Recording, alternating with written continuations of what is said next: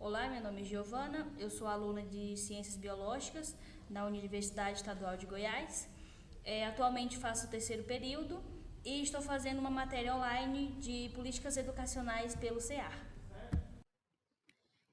E hoje nós vamos falar um pouco sobre a evolução das políticas educacionais no Brasil a partir da Constituição de 1988 e as influências do neoliberalismo.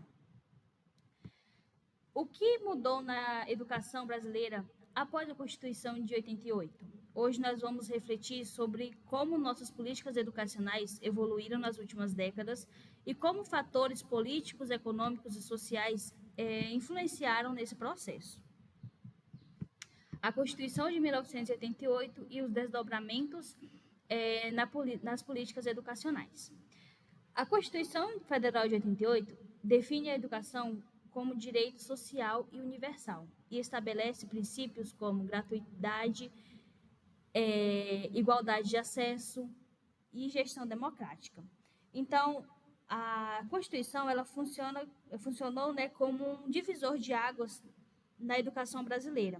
E a partir dela, a educação ela passou a ser um direito de todos e um dever do Estado, né? O que trouxe importantes avanços, né, para a educação, como a educação básica, né, que se tornou obrigatória e gratuita, né, que foi a partir dos 4 aos 17 anos, que inclui ensino fundamental menor, ensino fundamental maior e ensino médio, né, a gestão democrática nas escolas, né, que passou a ser um princípio legal e onde houve uma descentralização das responsabilidades entre a União, Estado e município. Então, a educação ela se tornou uma política pública central, né, para o desenvolvimento do país, onde foram desenvolvidos, né, programas como o Fundef, em 96, que era voltado, né, para o desenvolvimento e ampliação, né, do ensino fundamental, e mais tarde, né, o Fundeb, em 2007, né? E ambos eles tinham o objetivo, né, de financiamento para a educação básica, o objetivo de melhorar, né, e atender às necessidades da educação básica. E na década de 90, houve, né, um aumento na busca por mais recursos e esforços para garantir o acesso universal ao ensino fundamental, né? Então, mas também, né, surgiram desafios relacionados à qualidade da educação e à formação dos professores. Então, a gente percebe aí que começou a cair a qualidade, né, da educação. Então, já ainda na década de 90, alguns países, né, passaram a adotar medidas inspiradas, né, no neoliberalismo. A gente vai falar um pouco agora, né, sobre os desafios na implementação das políticas educacionais, né? Mas o que isso significou para a educação?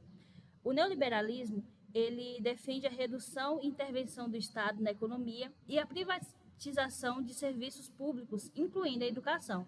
Então, aí a gente já pode ver que não foi benéfico, né, para a educação, esse modelo neoliberal, porque o que no pós-Constituição houve, né, essa gratuidade da educação, agora vai haver uma ideia, né, de competitividade e de privatização.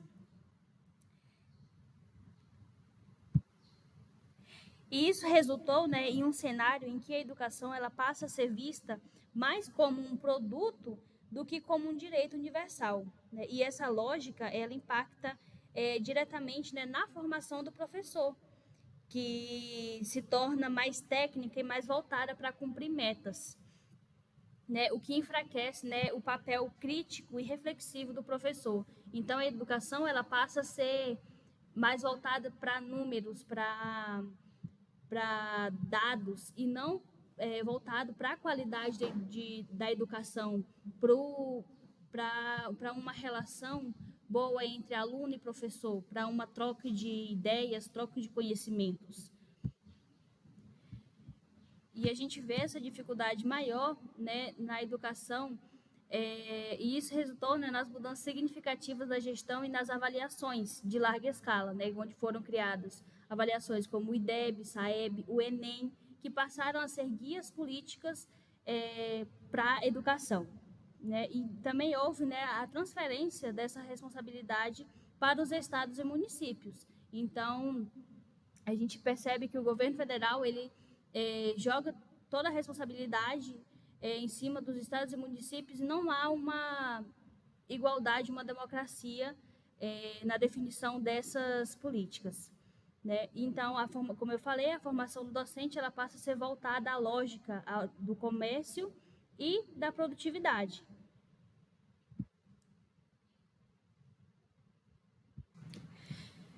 Então, com isso, a gente percebe que a educação no Brasil ela não pode ser vista apenas como uma questão de acesso, em questão de números, mas também como uma questão de qualidade e as influências externas, como o neoliberalismo, a federação, elas desempenham papéis fundamentais na construção dessas políticas educacionais. Né? Então, tem que haver um equilíbrio e uma comunicação, né? Uma democracia entre o poder federal, estadual e municipal, né? O que com as diretrizes neoliberais não acontece. Né? Então, para que essas políticas educacionais elas tenham um efeito positivo, é fundamental, né, que o respeito no contexto local, a valorização dos professores e que sejam construídas, né, uma participação em conjunto com a comunidade escolar, não que seja produzido um plano de aula e que seja apresentado para a comunidade escolar e ela simplesmente ter que cumprir aquilo. Tem que haver uma conversa, um diálogo e um equilíbrio entre as ideias. E eu gostaria de agradecer, né, pela atenção, e essa foi uma mini aula sobre políticas educacionais e os seus desafios.